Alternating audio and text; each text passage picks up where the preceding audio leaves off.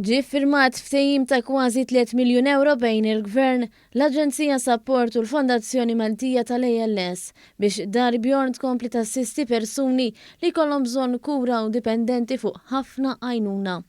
L-iffirmar tal-ftehim sar waqt konferenza tal-aħbarijiet indirizzata mill-Ministru għall-Inklużjoni u l-Kwalità tal-Ħajja Julia Farrugia Portelli f'Dar Bjorn f'Ħal-Qormi.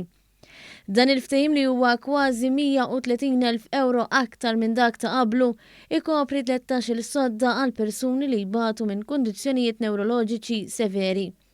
4 minn dawn is-sodod se jkunu għal pazjenti li jkollhom bżonn għajnuna sostanzjali, filwaqt li disa l-oħra se jkunu għal pazjenti li jeħtieġu għajnuna kompluta.